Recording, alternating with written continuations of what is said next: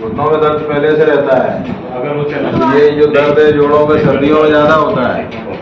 अभी जब से सर्दी हुई तब से ज़्यादा होने लगता है। बरसात से आप ये देखेंगे कि ये नॉर्मल घुटने का एक वो पिक्चर है। ये दोनों हड्डियों के बीच में जो आप जो ब्लू सरफेस देख रहे हैं, ये बिल्कुल चिकनाहट लिए हुए ये कार्टिलेज होती है।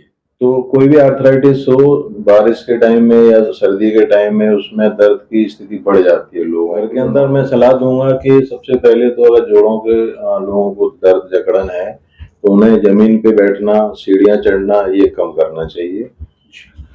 नमस्कार, मैं अंशुमन शर्मा। हमारे साथ हैं जीआर मेडिकल कॉलेज में हड्डी रोग विभाग के senior professor doctor R S. Bajoria sir. और डॉक्टर बाजोरिया सर उस समय प्रभारी विभाग अध्यक्ष भी रहे हैं अस्थि रोग विभाग में। आज हम इनसे जानेंगे कि किस तरह से जो घुटने के दर्द होते हैं वो सर्दी में क्यों बढ़ जाते हैं और हम उसका क्या घरेलू उपचार कर सकते हैं। तो प्लीज सर।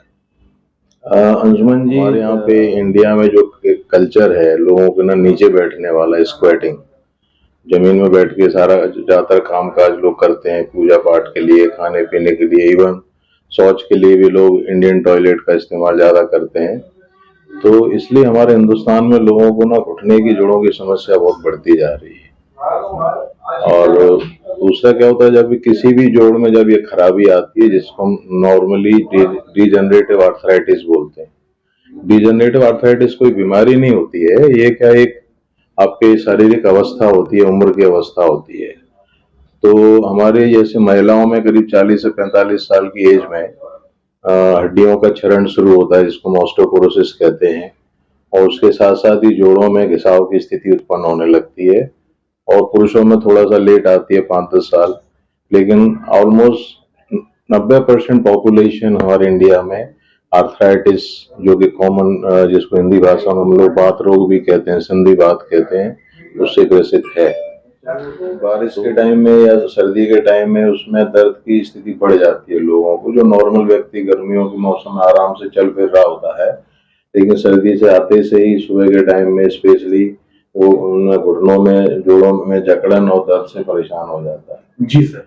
ये सब इसलिए होता है कि हमारे पूरे स्किन और जो हड्डियां होती हैं वो टेम्परेचर के लिए बहुत सेंसिटिव होती हैं। और जब सुबह के टाइम में, जबकि पूरे दिन भर का टेम्परेचर काफी कम रहता है, स्पेशली 4 से 6 बजे के बीच में, और उस टाइम पे हमारे बुजुर्ग लोग, यंगस्टर लोग, मिडिल क्लास लोग जब घूमने के लिए, वॉक करने के लिए निकलते हैं या अपने घर के बाहर निकलते हैं काम करने के लिए, तो एकदम से जो एक्सट्रीम टेम्परेचर का एक्सपोजर होने से खासकर घुटने के जोड़ों में, जिसके ऊपर के मांस का कवरेज कम होता है, तो वहाँ की नर्व एंडिंग्स में सेंसिटिविटी रहती है, तो वो ज्यादा पेन करने लग जाता है। जी सर। तो ये कारण ये रहता है। और दूसरा कारण ये है कि जिनकी हड्डियां पहले से कमजोर हो, डायबिटिक पेशेंट हैं या थायराइड के मरीज हैं या थोड़ी सी जनरल उनको दुर्बलता है, तो उन लोगों में ये स्थिति थोड़ी और ज्यादा गंभीर हो जाती है। जैसे आप ये देखेंगे कि ये नॉर्मल घुटने का एक वो पिक्चर है। ये दोनों हड्डियों के बीच में जो आप जो ब्लू सरफेस देख रहे हैं, ये बिल्कुल चिकनाहट लिए हुए ये कार्टिलेज होती है। तो जब आर्थराइटिस स्टार्ट होती है तो धीरे धीरे ये कार्टिलेज घिस जाती है और जो बोन के एंड्स होते हैं वो ऐसे रफ हो जाते हैं, इस टाइप से रफ, इनमें चिकनाहट खत्म हो जाती है। तो ये हड्डी पे हड्डी रब करने लगती है, रगड़ खाने लगती है, तो ये दर्द का कारण बनती है। सूजन भी रहती है, आवाज भी आती है।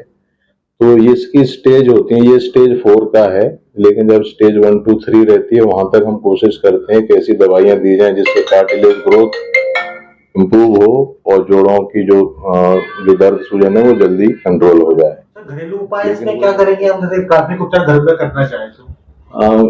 घर के अंदर मैं सलाह दूंगा कि सबसे पहले तो अगर जोड़ों के लोगों को दर्द जकड़न है तो उन्हें जमीन पे बैठना, सीढ़ियां चढ़ना ये कम करना चाहिए। अगर जोड़ों का दर्द किसी भी व्यक्ति को किसी भी सीजन में स्टार्ट हो तो सबसे पहले तो हमें किसी अच्छे ऑर्थोपेडिक सर्जन को या जॉइंट वाले जो डॉक्टर हैं उनको दिखाएं।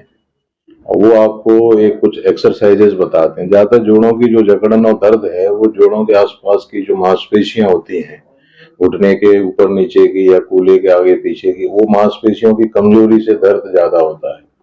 तो वो मांसपेशियों को टोन अप करने के लिए, उनमें ताकत बनी रहे, उसके लिए हम एक्सरसाइज एडवाइस करते हैं मरीजों को। रेगुलर एक्सरसाइज करना, योगा, स्ट्रेचिंग, ये बहुत जरूरी है।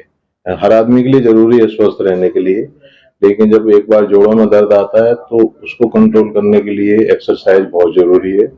दूसरा, अगर ठंड का सीजन है या बारिश का सीजन है, उसमें दर्द बढ़ रहा है लोगों को, तो उसमें हमें गर्म सिकाई करना चाहिए। जोड़ों के आसपास गर्म कपड़े से, गर्म पानी से सिकाई करें। और जब आप घर के बाहर निकल रहे हैं ठंडे मौसम में, तो आपके घुटनों के ऊपर गर्म पट्टी, इसको क्रैप बैंडेज बोलते हैं या नी कैप, ये भी एक तरह का इलास्टिक बैंडेज होता है, गर्म तासीर देती है, ये पट्टी लगा के रखना चाहिए। और स्पेशली मैं अपने बुजुर्गों को सलाह देना चाहता हूँ, आजकल हमारे यहाँ पे एक अच्छी बात है, अच्छी हेल्थ हैबिट्स है कि लोग सुबह मॉर्निंग वॉक करने लगे हैं। लेकिन कुछ लोगों में क्या होता है, अंधेरे में सुबह घर से निकल जाते हैं, वो आदत खराब है। इसलिए खराब है, एक तो सुबह के टाइम आपने देखा होगा टेम्परेचर, दिन भर जो टेम्परेचर का डायरेक्शनल वेरिएशन होता है, सुबह 3 से 6 बजे के बीच में सबसे कम टेम्परेचर होता है, और वो हृदय रोगों के लिए और साथ में हड्डी के रोगों के लिए बहुत खतरनाक है। अगर आप इतने टेम्परेचर में घर के एकदम से, आपके घर के अंदर है 24-25 डिग्री टेम्परेचर, आप एकदम से 8 डिग्री के टेम्परेचर में बाहर आ गए, तो इस टेम्परेचर डिफरेंस की वजह से आपके खून की नसें एकदम से सिकुड़ जाती हैं, तो वो जोड़ों में भी अफेक्ट करती हैं और हार्ट को भी अफेक्ट करती हैं। तो मेरी सलाह ये है कि ऐसे लोगों को जब एक बार सूरज निकल आता है, उस समय घर से बाहर निकलना चाहिए। सूरज की रोशनी में टहलने से, वॉक करने से 2 फायदे हैं। एक तो आपके शरीर को गर्माहट रहेगी, तो आपके जोड़ों में भी गर्मी की सूजन होगी, उसमें आपको सिकाई मिलेगी।